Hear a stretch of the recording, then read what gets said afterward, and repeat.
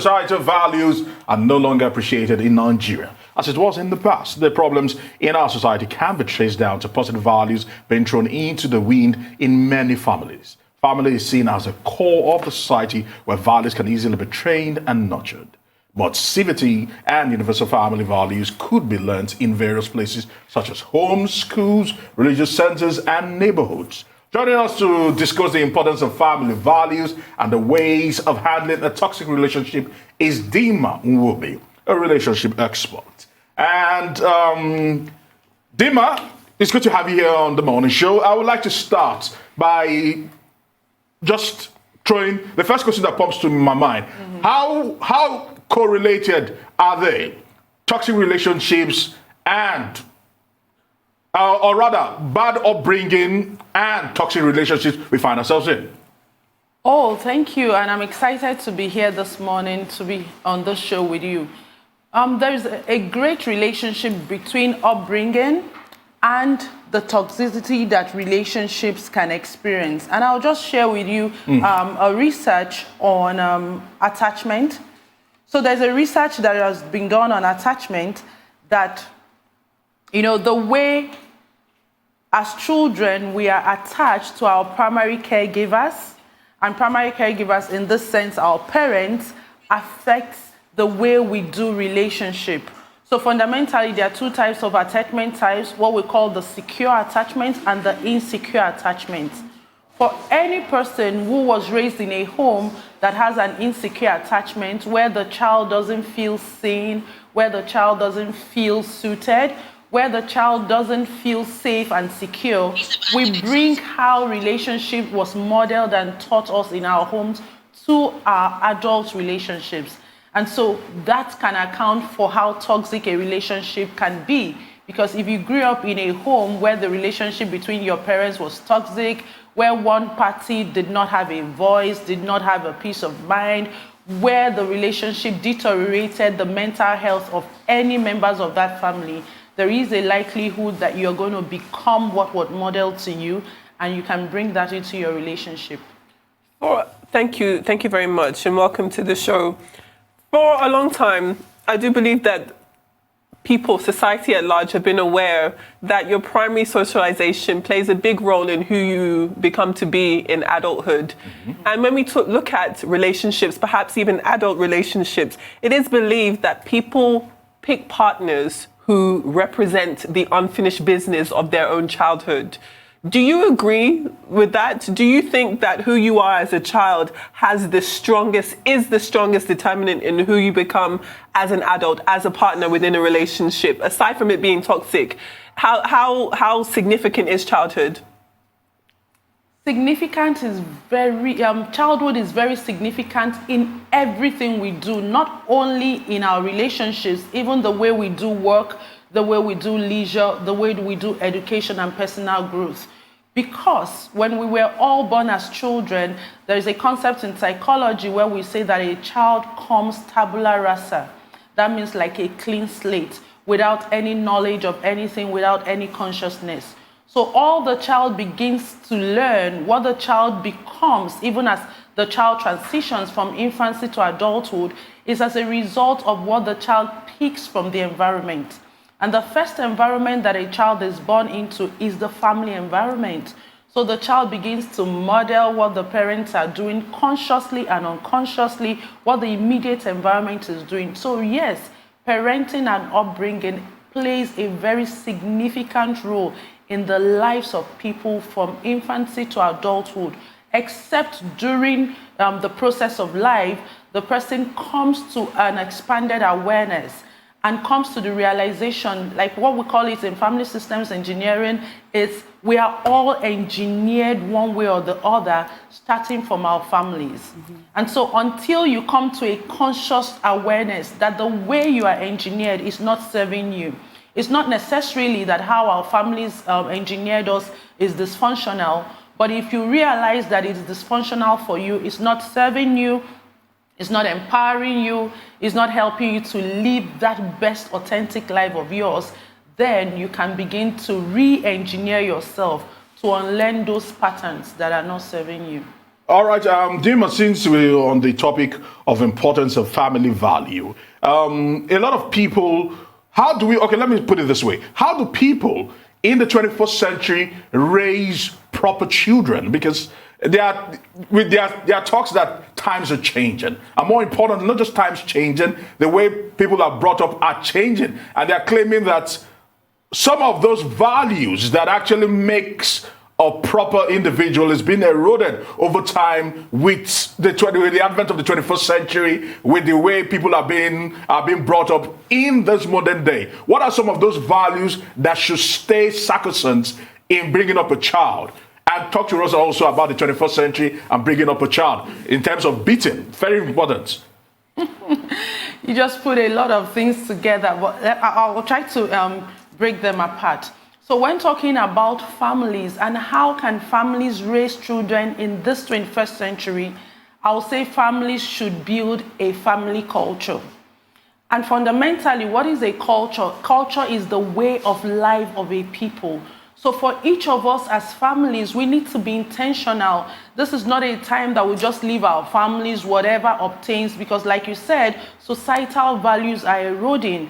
But we have to consciously build our own family culture, our own way of life, our own way of greeting, our own way of living, our own ways of doing life. And one of the fundamental ingredients in a family culture are family values. And there are no generic family values. It starts with every family knowing what is our family vision. Two fundamental questions that people coming together in a marriage should ask themselves and seek to answer is, why am I getting married? Why am I getting married to you? What is the vision that when we come together, we will forge ahead with? When a family determines their vision, when a family determines this is what we are about, this is what makes meaning for us, this is what we want to achieve in our time together, that will now help the family to form their family values, whereby the family values, it's your means of achieving the vision that you have. Take, for example, my family vision is to raise happy citizens so that we can raise other happy families. So happiness is central in the vision of my family, which makes our corresponding values important. Values such as creativity, values such as fun, values such as empathy, values such as impact, because these values are going to help us achieve the vision.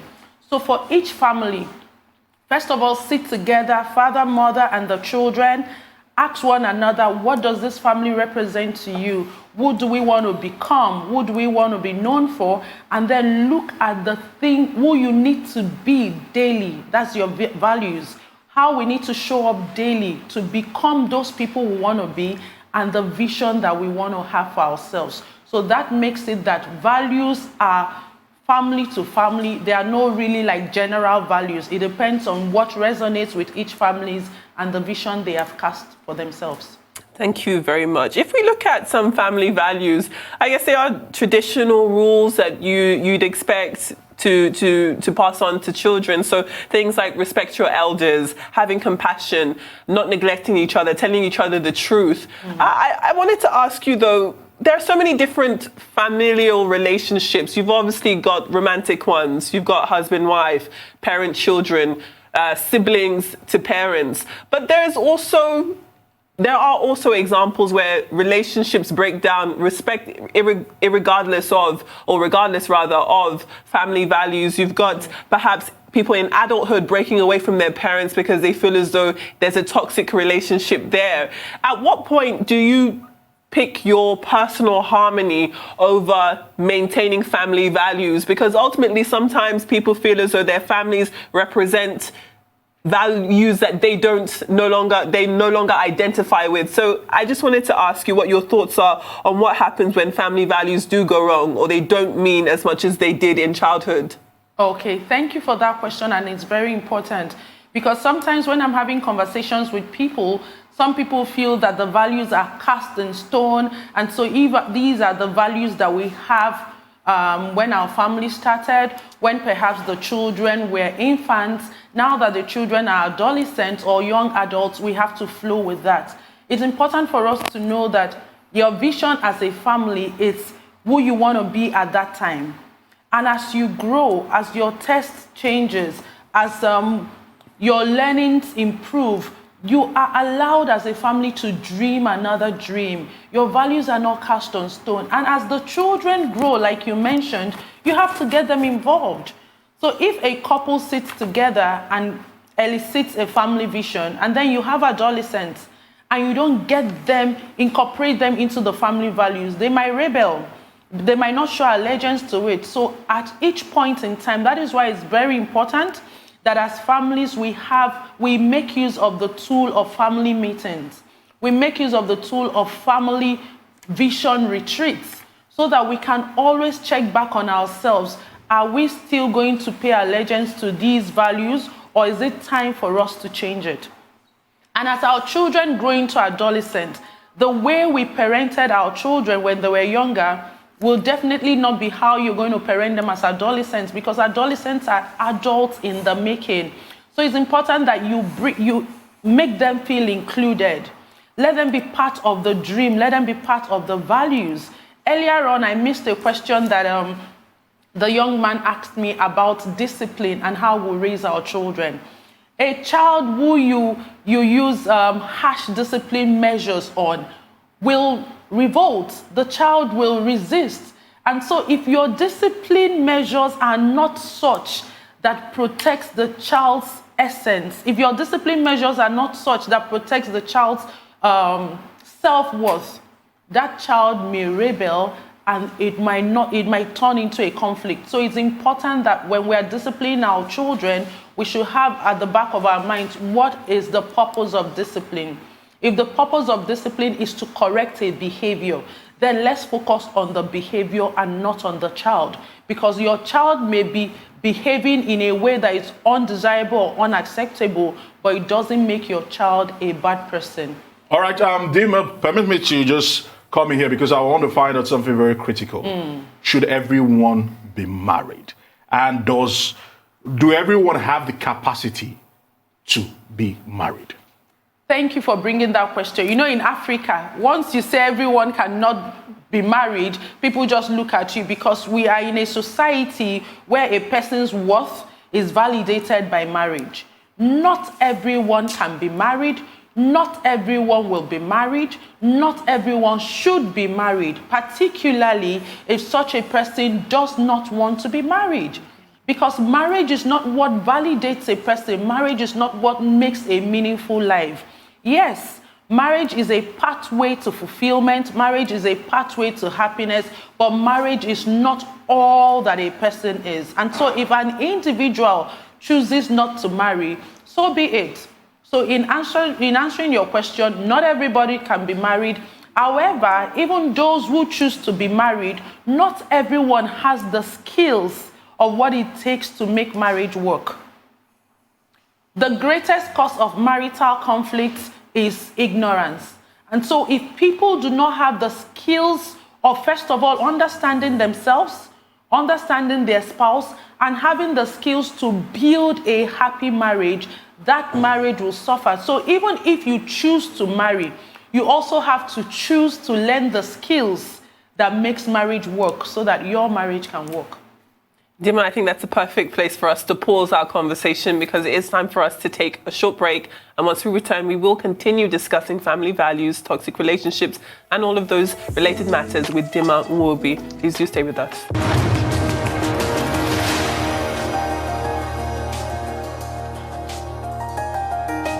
You're still watching the morning show here on the Rise News, and we still have with us Dinma Nwobi, a relationship expert discussing the importance of family values in Nigeria and even globally. And Dinma, before we went on a break, it was raising a lot of controversy here in the studio.